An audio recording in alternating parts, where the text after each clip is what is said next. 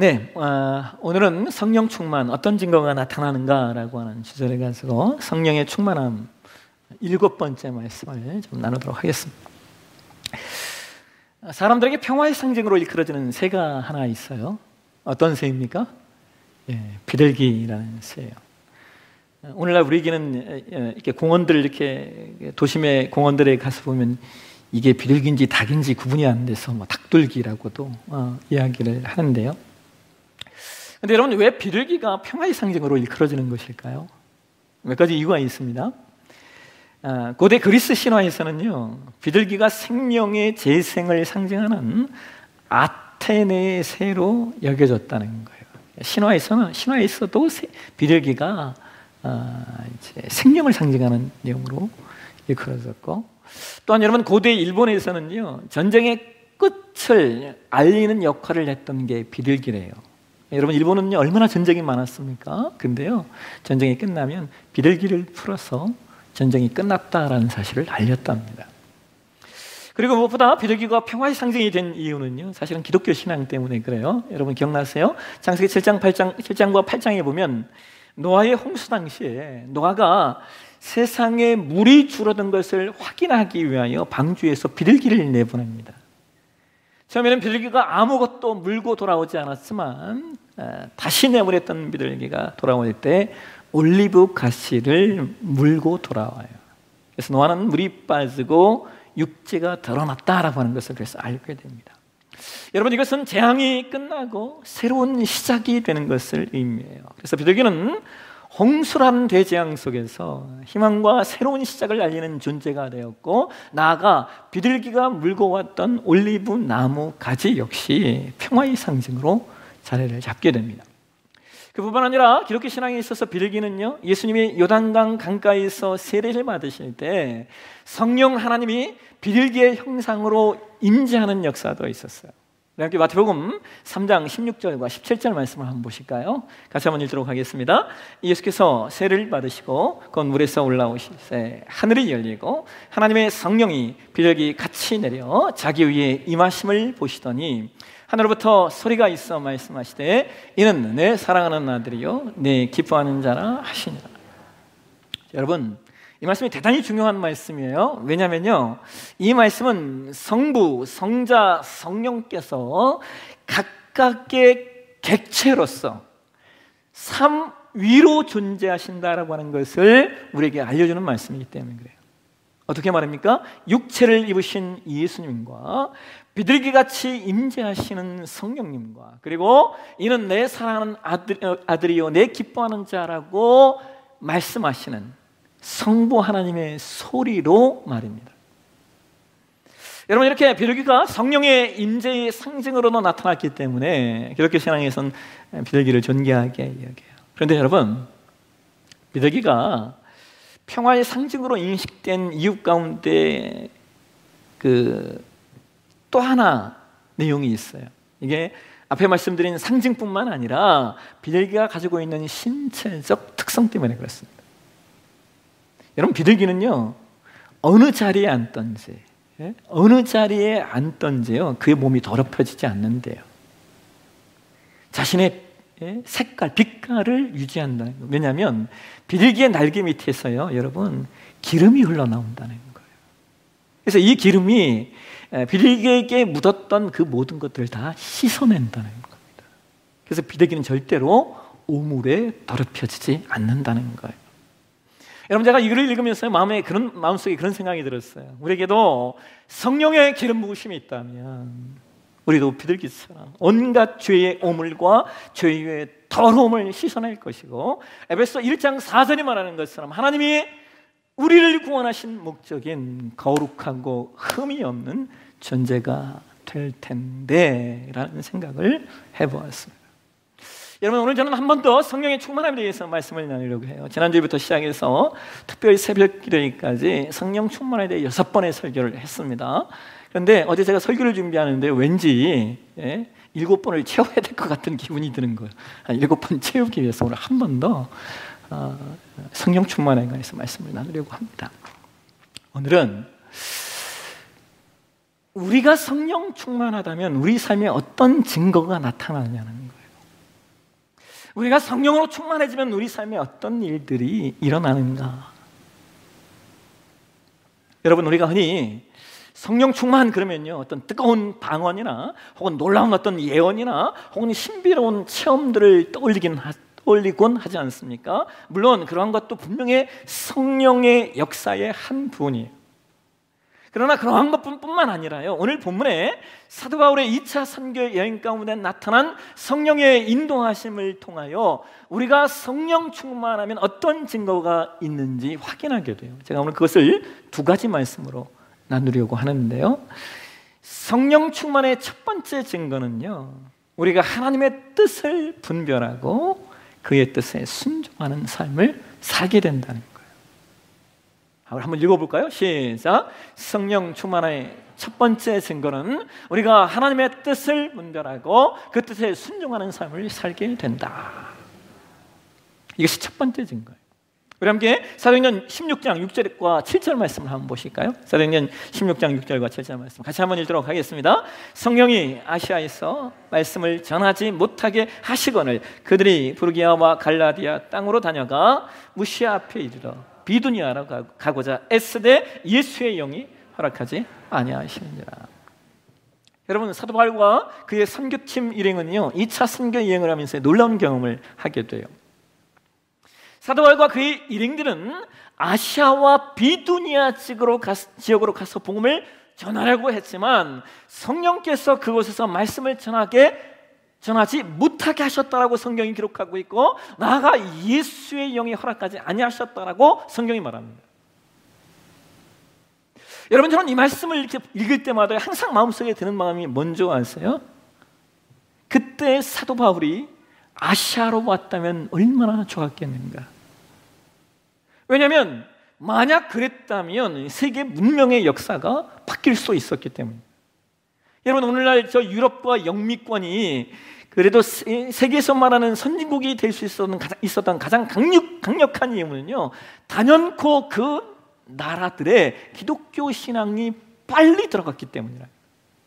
여러분, 이것은 모든 역사가들이 다 인정하는 내용입니다. 그리고 여러분, 사도 바울도요, 아시아와 비두니아, 여기 이런 비두니아가 그 지금의 트루키의 북부 지역을 말하는 거예요.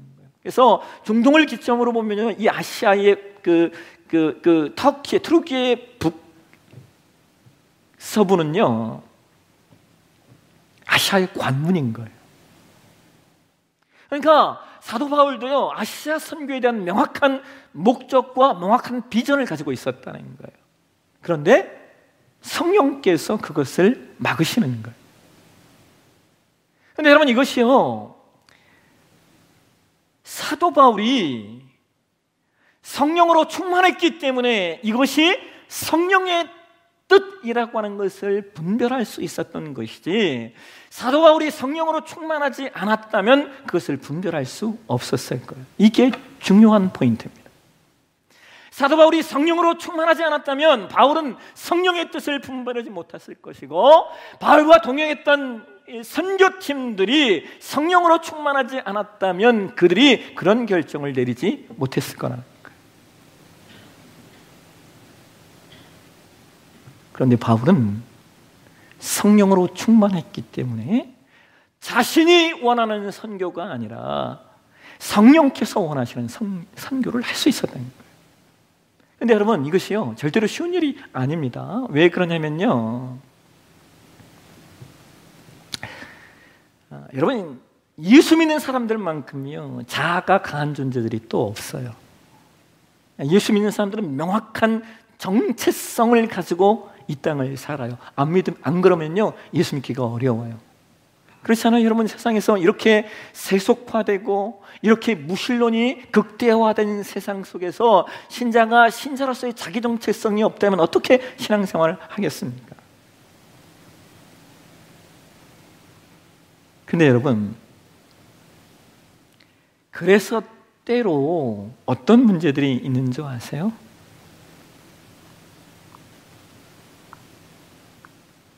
때로 자기의 뜻과 자기 교역을 내려놓는 것이 어려워요.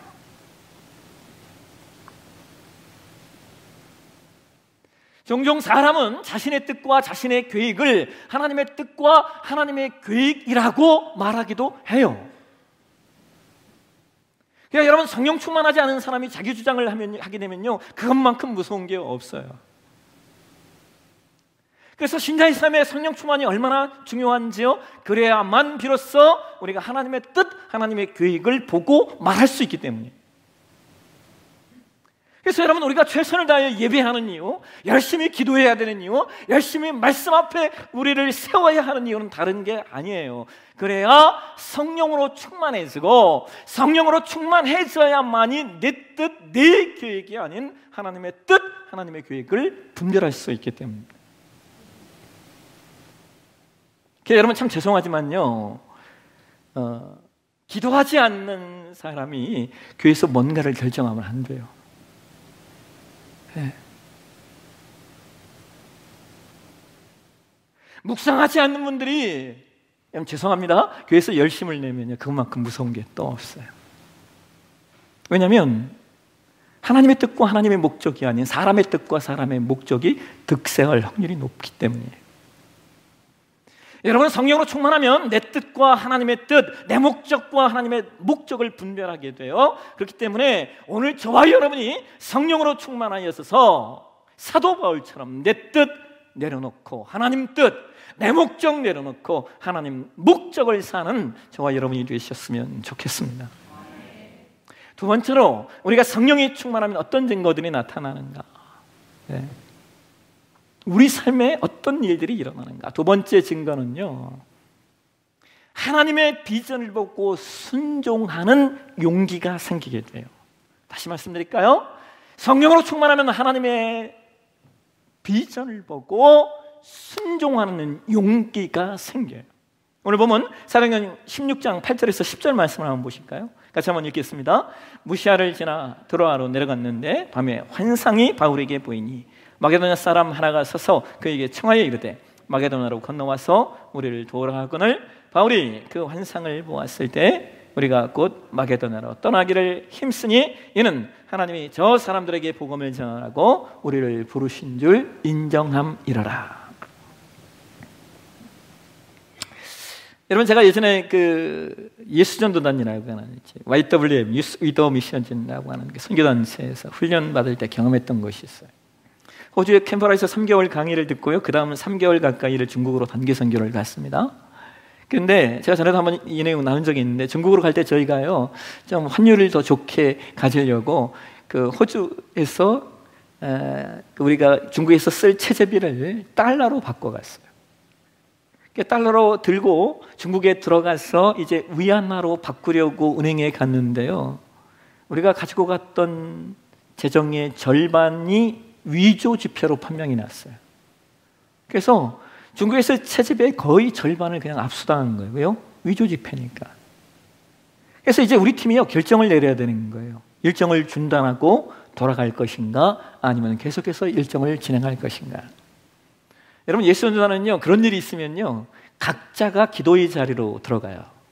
각자가 기도의 자리로 들어가서 하나님 음성 듣고 오십시오, 이렇게 얘기를 해요. 그래서 각자의 방으로 들어갔어요. 기도하기 시작했어요. 기도가 끝난 다음에 모여서 논의를 냈습니다. 그런데 의견이 일치가 되지 않는 거예요. 그러니까 다시 기도의 자리로 또 들어가는 거예요. 다시 각자가 기도한 후에 다시 모여서 논의했는데 또 의견이 일치가 되지 않아요. 또 다시 기도의 자리로 나아가는 거예요. 이렇게 몇 번을 한 후에 비로소 모여서 논의하는데, 기도하고 모여서 다시 논의하는데 의견이 일치가 일어났어요. 어떻게 말입니까? 일정을 계속해서 진행하기로 말입니다. 근데 여러분, 신기한 게 뭐냐면요, 그 계속해서 기도하는 그 시간 속에서 계속해서 반복하면서 기도하는 시간 속에서 우리 팀이요 다 뭔가를 하나씩 보고 온 거예요. 기도하면서 어떤 분은 색깔을 보신 분도 있고, 어떤 분들은 어떤 음성을 듣기도 하고, 저 역시 기도하면서 하나님이 보여주신 게 하나 있었어요.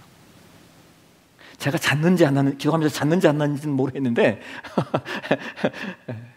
한 형제가 보이는 거예요. 한 형제가. 여러분 신기한 게 뭔지 아세요? 저희 팀이 중국의 내륙, 중국의 이슬람과 그 다음에 여러분 중국의 이슬람을 믿는 사람 족속들이 있습니다. 또 여러분 잘 아시는 중국의 그 라마 불교, 티베트 불교 쪽으로 아주 중국의 내륙 깊숙이 들어가는데요. 여러분 한번 생각해 보세요. 중국 이슬람과 그 중국 라마 불교 지역에 예수 믿는 사람들이 얼마나 되겠습니까? 근데 한 형제를 만났어요. 우리 팀을 자꾸 따라오는 거예요, 이 친구가. 그러니까 처음엔 우리가요, 사복 입은 공안인가 걱정을 했었습니다. 나중에 보니까 이 친구가 크리스찬이에요. 이 친구가 저희를 보고요, 그냥 딱 알아봤대요. 야, 이건 선교팀이구나. 그래서 따라왔다는 거예요. 그 형제하고 교제를 나누는데요, 마음이 얼마나 뜨겁던지요. 더 놀라운 사실은요, 우리가 그 팀이 이제 돈이 없잖아요. 그러니까 가장 싼 음식, 가장 싼 여관에서 잤는데요. 그날 이 형제가 우리에게 맛있는 식사를 대접해 줬습니다. 여러분 성령이 충만하면요 어떤 일이 일어나느냐, 상황과 환경에 매이는 것이 아니라 하나님의 비전을 따라 행하게 돼요. 성령이 충만하면 상황과 환경을 뛰어넘는 놀라운 일을 하나님이 우리에게 보여주신다는 거예요. 근데 여러분 여기 아주 중요한 포인트가 하나 있어요. 그게 뭐냐면요, 비전은 하나님이 보여주시는데 그 비전을 확신하는 건 우리가 해야 하는 일이라는 거예요. 여러분 이거 이해하시겠어요? 아주 중요한 포인트예요. 성령께서 사도 바울에게 마게도냐로 건너와서 우리를 도우라 환상을 보여주셨어요. 근데 그 환상을 하나님께로부터 온 것으로 인정하는 것은 사도 바울과 그 일행이 해야 하는 일이었다는 거예요. 여러분 이것이 왜 중요하냐면요, 사람은요 자신의 뜻과 다른 것에는 그것을 본능적으로 거부하는 습성이 있습니다. 또 자신의 뜻과 다른 것은요 그것을 인정하고 싶어 하지 않는 심리가 있어요. 이게 사람의 본성이에요, 본능이에요. 더군다나 여러분 그 당시의 선교의 방향은요, 오늘날의 아시아의 관문인 터키, 즉 투르기의 지역이 중심이었어요. 그러니까 여러분 요한계시록에 등장하는 소아시아의 7교회도요 모두 투르기의 서부 지역을 중심으로 해서 있었던 교회들입니다. 당시의 유럽의 관문인 마게도니아는요 아시아와 전혀 다른 문화권이었고 또 그들이 전혀 예상치 못했던 새로운 지역이었습니다. 그래서 사도 바울이 그 환상을 보고요 마음속에 이렇게 합리화시킬 수 있었던 거예요. 이거 한 번도 해본 적이 없는 건데, 저기에 교회들이 더 많은데, 충분히 자신을 합리화시킬 수 있었다는 거예요. 근데 여러분 놀라운 것은요, 오늘 보면 사도행전 16장 10절 하반절에 보면 성경이 이런 얘기를 하잖아요. 이는 하나님이 저 사람들에게 복음을 전하라고 우리를 부르신 줄로 인정함이로라 라고 얘기했는데, 이 인정함이로라 라고 하는 이 내용이요 원에 보면 신비바존테스라고 하는 내용이에요. 근데 이 신비바존테스라고 하는 단어가 어떤 의미냐면요, 의견을 모아 숙고하면서 결정을 내렸다라는 뜻이에요. 의견을 모아 숙고하면서 결정을 내렸다는 거예요. 그러니까 사도 바울 일행이 성령으로 충만하지 않았다면요 이와 같은 의견이 나오지 않을 수 있었고요, 이와 같은 결정이 내려지지 않을 수 있었던 거예요.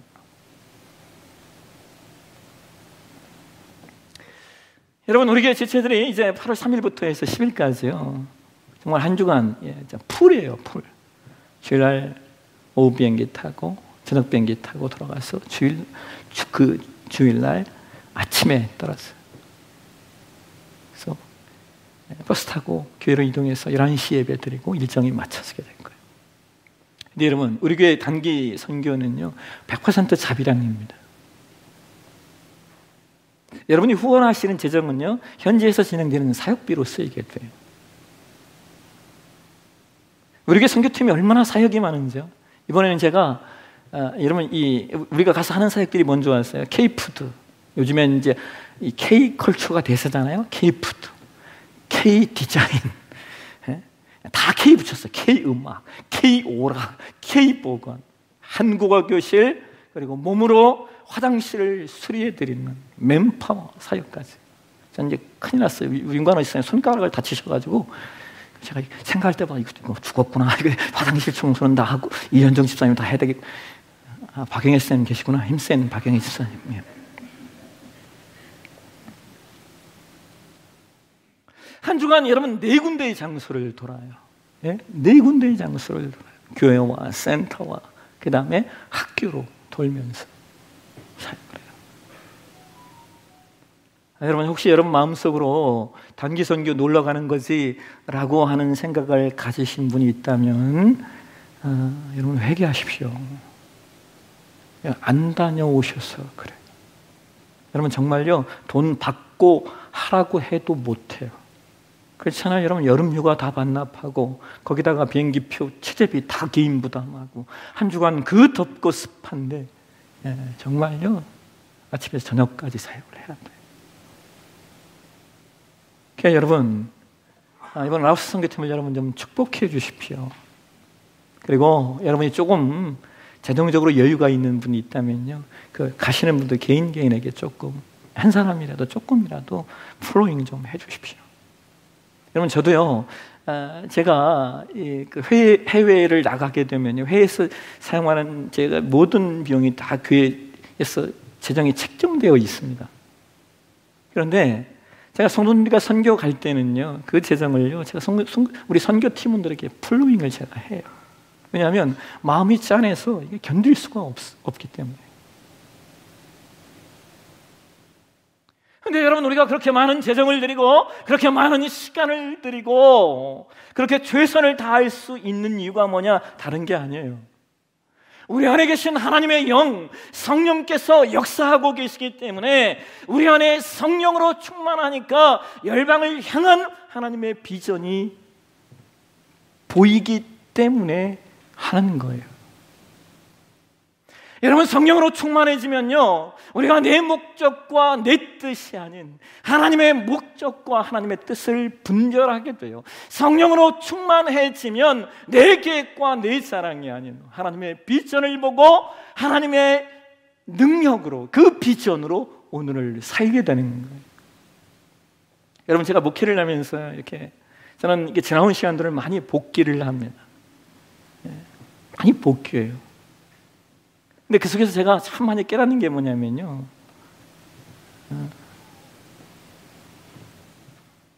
내 영이 하나님의 영으로 충만해져 있을 때는요 참 사역을 잘해요. 근데 내 영 안에 하나님의 영이 충만치 않잖아요. 그러면 얼마나 많은 실수를 하는지 그게 명확하게 구분이 돼요. 내 안에 내 심령이 하나님의 영으로 충만해져 있으면 말 한마디를 해도 은혜로운 말을 하는데 하나님의 영이 없으면요 얼마나 말로 실수하는지 얼마나 태도가 부족한지요. 여러분 우리 네프 사랑의 교회가 정말 어떤 교회가 될 것이냐, 어떤 선택과 어떤 결정을 하든지 하나님의 영으로 성령으로 충만하여 결정할 수 있는 교회, 우리 교회 되셨으면 좋겠어요. 여러분 우리 교회가 여기 이 땅 종교부지 살 때는요 제가 이 땅을 살 거라고 상상을 안 했어요. 근데 제가 이 땅을 돌면서 계속 기도했다고 했잖아요. 근데 신기하게도 그때 우리 교회 성도님 한 50명밖에 되지 않을 때였어요. 성도님들이. 근데 제가 이게 너무 큰 거예요. 그래서 제가 안 되겠구나. 그러고 그냥 교회 밴드에 이 소식을 하나 올렸어요. 근데 우리 성도님들이요 다 이 땅을 사자고 반응하시는 거예요. 근데 여러분 우리가 이 예배당 건축할 때는요 이 땅 사는 거에 비해서 반밖에 안 되는 건데 우리가 가격을 보고 결정을 하니까요 이 성령으로 결정해야 되는데 하나님의 뜻과 하나님의 목적을 분별하면서 결정을 해야 되는데 가격 보고 결정하니까 사기꾼을 만나는 거예요. 명확해요, 여러분. 성령으로 충만하여 하나님의 뜻과 하나님의 목적이 드러나는, 하나님의 목적을 드러내는 증거의 삶을 저와 여러분이 사시고, 그래서 하나님의 뜻과 하나님의 목적인 하나님의 비전을 이루어가는 저와 여러분의 신앙이 되시길 주의 이름으로 축원합니다.